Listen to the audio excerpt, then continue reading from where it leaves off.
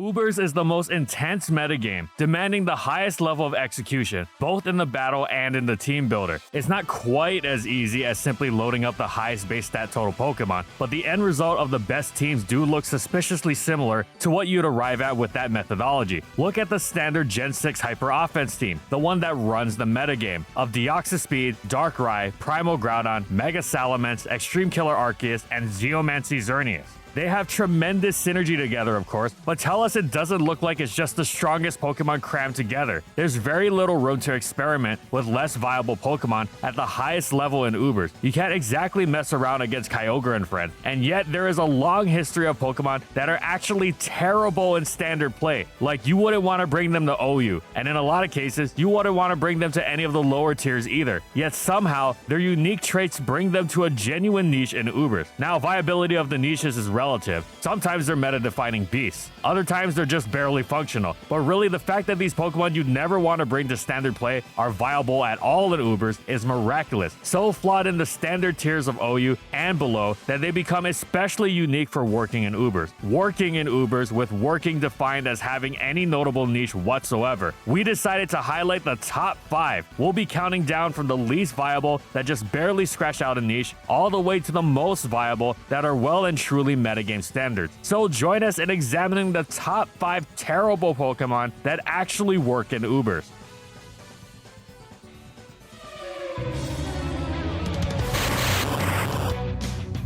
The very concept of an Uber tier was created in Generation 1 because of one Pokemon, Mewtwo. No, not even Mew. The OU with Mew format, or Mewburst, was much more acceptable for the idea of balanced play than one with Mewtwo running around. Mewtwo cranked every absurdity of RBY up to the fullest. The unstoppable Psychic Stab, the 25% crit rate born of its incredible base 130 speed, and as if it weren't already outspeeding and destroying pretty much everything in its path, it also had Amnesia, which, thanks to Gen 1 special attack and special defense being combined into the singular special stat, basically functioned as 2 Calm Minds in one turn. Throw in the 32 PP recover alongside its tremendous bulk to make sure that it's not just destroying you, but also impossible to kill itself, and it's already got amazing coverage to boot. Gen 1 Ubers revolves around trying to not lose to the opponent's Mewtwo while trying to get the edge with one's own Mewtwo. Shockingly, many games involve the Mewtwo on both sides facing each other, because everything else just gets obliterated. No matter how they try with things like Light Screen Chansey, Mewtwo tends to find a way through thanks to its sheer power and crit rate. Enter Gen 1's very own Allen Iverson, because they've got the answer, slicing through the competition with blazing speed, Electrode. Okay, not really. Electrode is ranked quite lowly on this list because it is still ultimately quite unreliable. However, the fact that it has this niche at all is astonishing. Gen 1 Mewtwo is arguably the most broken Pokemon of all time, and while you never dream of using Electrode in OU, you could actually conceive of it in Ubers, simply because anything that works against Mewtwo must be considered. Coming in at base 140 speed, Electrode is the only Pokemon in the game faster than Mewtwo. This uniquely allows Electrode to threaten Thunder Wave on Mewtwo without having to take a hit from it at first. Mewtwo isn't necessarily a stranger to taking paralysis. It does block freeze, after all, helping it against Chansey and opposing Mewtwo sometimes. But there are many teams and players who don't want their Mewtwo paralyzed, especially when it's got an Amnesia under its belt. Any other T-Waver, they better hope they're in good enough shape to take a hit from Mewtwo, or heck, even if it doesn't have an Amnesia boost, it might very well bust through them anyway with that huge crit rate on par with full paralysis, and we all know how commonly those occur. With Electrode though, you can para the Mewtwo and then threaten it physically with something like Snorlax or Rhydon. It gets better. If somehow Electrode doesn't go down, like thanks to full para, it can actually threaten Mewtwo with its explosion. Now, when factoring Electrode's low attack and Mewtwo's great bulk and Explosion's low power in Gen 1, Electrode isn't actually threatening a one-hit KO, even with the early Gen 1 mechanic of having defense. In fact, it's not even mustering 50%. It does roughly 42 to 49%. However, anyone in their right mind would sacrifice Electrode to rip off almost half of paralyzed Mewtwo's health, especially because a faster boom in Gen 1 ends the turn, meaning Mewtwo can't move on that turn, meaning it can't recover it off. If you get a paralysis and an explosion off on Mewtwo, you're probably in good shape. Plus, you know how Mewtwo has a huge 25% crit rate thanks to its base 130 speed? Well, at base 140, Electrode's crit rate is even higher, coming in at 27%. So it's more likely than a full paralysis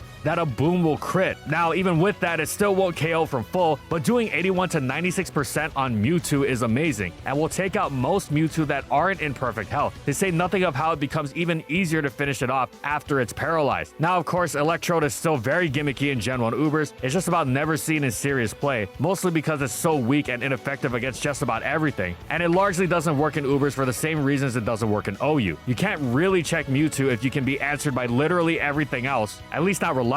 However, this amazing speed and explosion come together to form the slightest but incredibly unique and potentially vital niche of letting this mediocre UU electric type take on the most frightening Pokemon that's ever existed.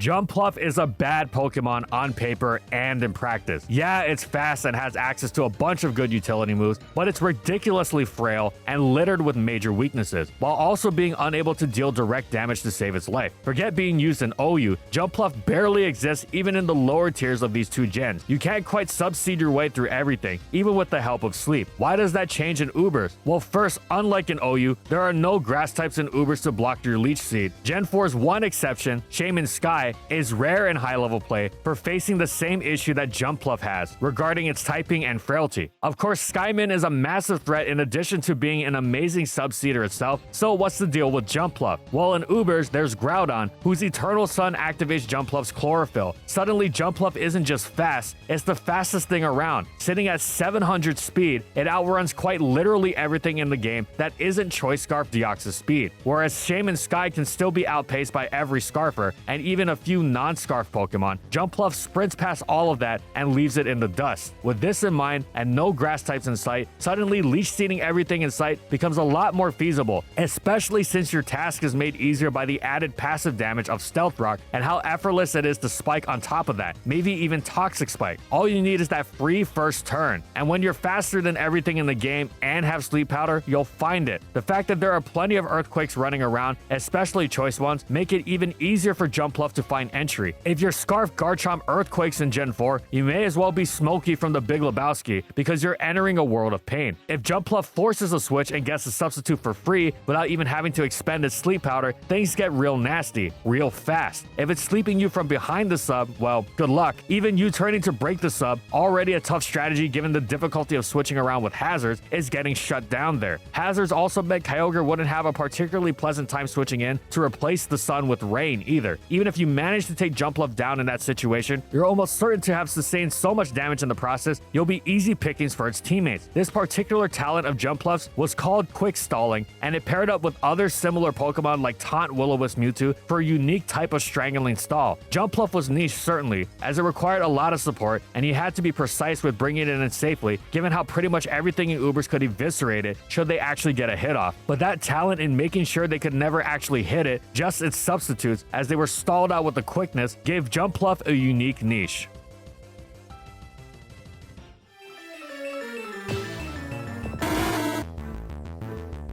Gen 4 Ubers is quite renowned for finding lower tier Pokemon that take on Kyogre. For all its flaws, Shedinja is completely immune to all its moves. Parasec's dry skin means even a full power Choice Specs Water Spout actually heals it. Now, as cool as it is to counter Kyogre with either of those two, they are also incredibly flawed and unreliable. Ludicolo is a major step in the consistency department and is itself a great Pokemon. Quadruple Water Resist lets it switch into Spec Spout incredibly well, while Kyogre's Rain actually makes it more difficult to break by fueling its extra recovery from Rain Dish. Between that, Leftovers, and Leech Seed, Ludicolo effortlessly stays healthy while draining the opponent's health. Thanks to Stab, Grass Knot, Substitute Kyogre isn't safe either. However, as effective as Mirror B's finest can be, it is ultra reliant on rain to function, meaning it's limited in terms of the teams it can fit on. And it can be easily exploited when the weather isn't raining, as it often is thanks to Groudon Sun and even Tyranitar Sand. Enter Quagsire. Quagsire 2 heals if hit by even Kyogre's strongest water water moves thanks to Water Absorb. It is also immune to Thunder, and though its special bulk seems unimpressive, it is just fine when invested as far as taking even specs Ice Beams go. And this is largely thanks to Quagsire's incredible longevity. It is resistant to Stealth Rock and consistently keeps itself at high health with Recover. But what of sub Calm Mind Kyogre? Quagsire can't hit it nearly as hard as Ludicolo. In fact, it's quite weak. But see, Quagsire has access to Encore, whose long duration in Gen 4 lets it shut down such Kyogre attempts wonderfully, as well as ensuring all-out Calm Mind Kyogre can't boost repeatedly. By extension, Quagsire also shuts down some of Kyogre's water-minded teammates that shred much of the rest of the metagame, like Kingdra and Kabutops. Quagsire is also adept at pivoting into and taking on many other threats, like Dialga and Palkia, while its natural taking ability means it's just generally tough to both switch into and force out. Groudon usually isn't insta-threatening it and doesn't want to switch into its Toxic. The Lati twins don't want to switch into its Toxics either. Quagsire can recover in front of Giratina Origin and even mix Rayquaza's Draco Meteor. Darkrai won't be threatening it once Sleep Clause is active, and Quagsire is generally an enormous pain for offensive teams, not just through its innate tanking ability, but because it's not dissuaded at all by a change of weather. Whereas Ludicolo's Fire Neutrality leaves it fearing Fire Blast from Dialga and Palkia in the sun, and its Sand Vulnerability leaves it fumbling without passive recovery entirely, leaving its Stealth Rock neutrality as surprisingly bothersome. Quagsire remains entirely unbothered. In fact, Quagsire is by far most commonly seen on Sun and Sand teams, holding their defensive core together wonderfully. Funnily enough, Quagsire increases in viability the higher it goes up in Gen 4. It's actually NU, where it's okay, and it's decent in UU, but it has a serious niche in OU, and it is at its absolute most consistent best in Ubers. It has thoroughly earned this ranking.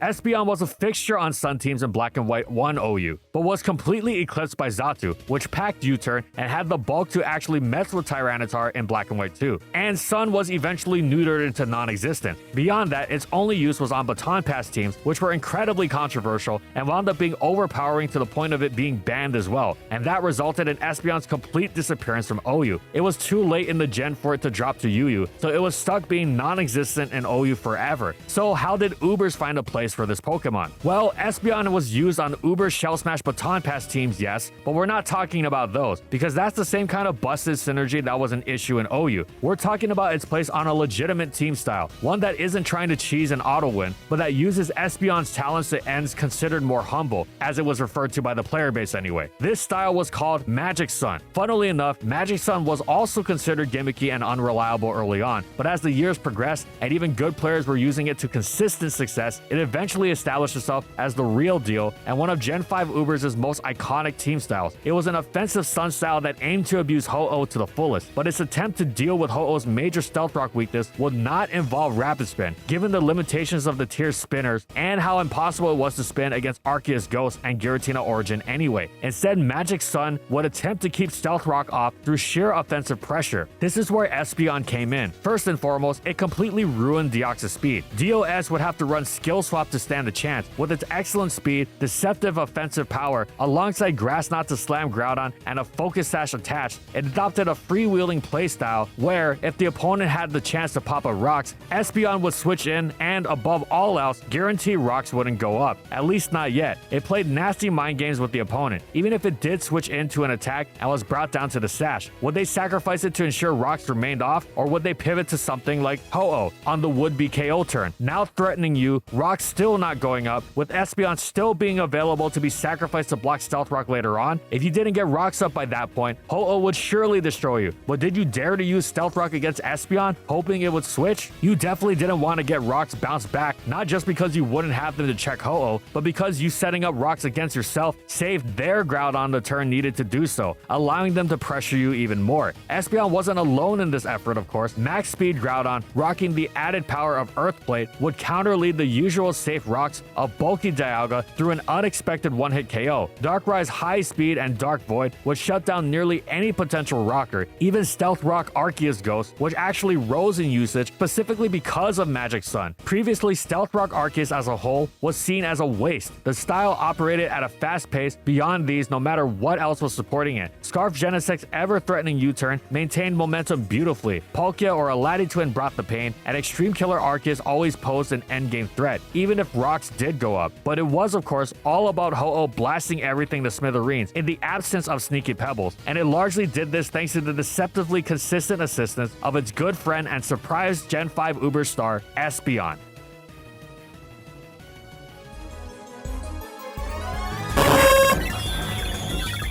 Gen 4 Ubers has gained notoriety for the fact that its lead metagame, so often populated by monsters like Deoxyspeed and Darkrai, has a place for Ariados of all things. As a counter, with Stab X Scissor and Priority Shadow Sneak, it limits Deoxyspeed to one layer of hazard, the golden standard for Ubers. Meanwhile, its Insomnia ability blocks Darkrai's sleep, leaving it free to run Focus Sash, which lets it throw down Toxic Spikes in front of powerful leads like Rayquaza. T-Spikes are an incredibly threatening hazard in Ubers for many meta staples they hit. Sadly, the discovery of Tentacruel lead has made Ariados obsolete, but the fact that it is viable at all bears worth mentioning. Meanwhile, of all Arceus' monotypings, the famously flawed Ice is not only what you'd expect to see used at all, and it isn't, not commonly anyway, as all of Ice's defensive failings do indeed serve to undercut Arceus' incredibly bulky stature. However, Stab Ice is also a ferocious offensive weapon, especially in Ubers, where it's cutting through Groudon, Lugia, and a whole bunch of dragons, and indeed, Arceus also wields this weapon with aplomb thanks to its great power and excellent speed, utilizing a risky but absolutely terrifying substitute Calm Mind recover set with the excellent mono coverage of Ice. Whether it's using the extra power of Judgment or the freeze potential of Ice Beam, it is amazing how even one of Arceus' worst types can still be not just decent, but potentially devastating.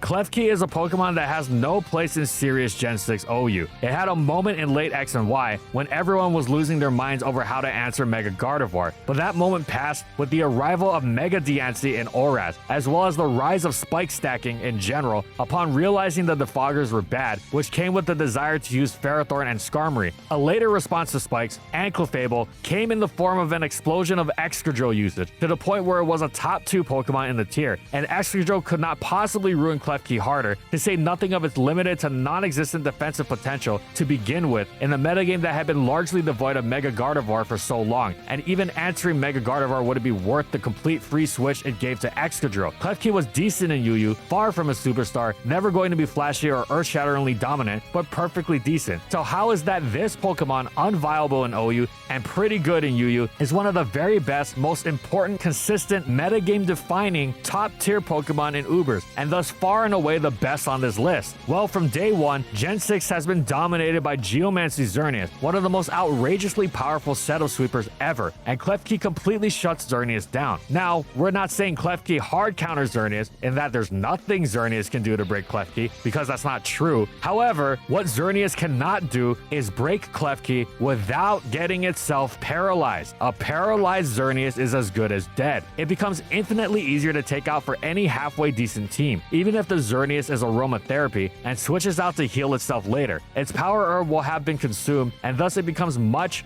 easier to stop it when it takes 2 turns for Geomancy instead of 1. Klefki's amazing typing is on display as it resists Moonblast and can withstand anything else quite effectively too. Even the occasional super effective hidden power ground isn't especially threatening, as it's hitting exactly as hard as the Focus Blast that doesn't cause too much trouble, in conjunction with Klefki's solid special bulk. Though said bulk is not what you'd call uber grade, it gets the job done beautifully. Special bulk Thunderwave, is that it? No, far from it. First of all, it's Prankster Thunderwave. This priority is infinitely important. Xerneas of course outruns Klefki by a mile, even before a Geomancy boost, but thanks to Prankster, Klefki will always go first and get the T-Wave off. It's even better than that actually. Thanks to Prankster, even Aromatherapy Xerneas can't get away unscathed. It'll just get T-Waved again. But what of Substitute Xerneas? Well, Xerneas must use Substitute on the turn Klefki switches in, meaning it will be unboosted boosted and thus unthreatening to Klefki's defenses as Klefki breaks the substitute with Play Rough. Really, all subbing will accomplish in that scenario is losing Xerneas some health. How does Klefki break the sub with its low offenses? With Play Rough, which is actually boosted by Xerneas' own Fairy Aura, of course. Klefki turns Xerneas' own ability against it to gain the Life Orb level boost that it needs to bust that sub. But what about Rest Talk variants of Xerneas? Do they not reduce Klefki to pure setup fodder? Also not a problem. That's where Klefki's heal block comes in. Okay, Klefki is a Xerneas stopping machine, cool. But what really launches it to elite territory is how, encountering Xerneas so thoroughly, it finds time to support his team with one of the best moves in the game. That's right, a Yu Pokemon turns the scariest sweeper around into fodder for spikes. Even if Xerneas boosts with Geomancy, Klefki lives any hit even at +2, so it can T-Wave, then spike before going down. Talk about a positive trade. Not just effectively Klefki for Xerneas, but Klefki for Xerneas, and the Klefki user gets a layer of spikes. That's only if the Xerneas user commits, too. Seeing as you generally don't want to put your Xerneas through that, you'll switch out, leaving Klefki to spike on the switch. Klefki is so well and truly designed to answer Xerneas, it almost feels intentional. It thus litters its spikes all over high-level Uber's games aplenty. Oh, and it gets better. It doesn't just counter Xerneas. After Sleep Clause is activated, it is an incredible Darkrai counter. It also stops both Soldew Lati twins, and to make that even better, those are the tier's best, most common defoggers. So all in all, Klefki's design is absolutely perfect for fitting into the Oras Uber's metagame. Forget a little niche. It's one of the most essential Pokemon around. The Xerneas countering little keychain that could thus tops our list.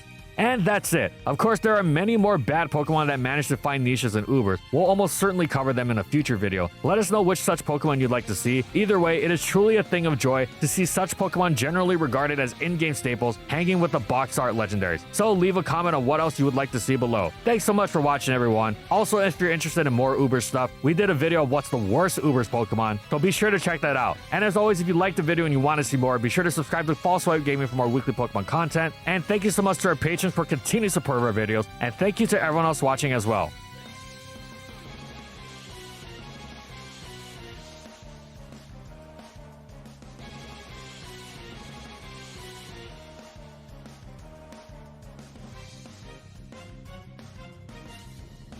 And thank you so much to our Platinum patrons. Thank you to Amphozenus, Alex Sable, Anthony Belval Renault, Bingleton, Daniel Isbeast, Funky, Glitcherton, Howl, Nurse Jake, Jack G, Megamon VGC, Lord of the Rabbit, Pretzel SP, Spavoon, Gylaria, Soras and Croxon, Shiwei Miji, Stoneface Colin, Kiboflu, and Quetzalcoatl Northropi for their major support of our videos.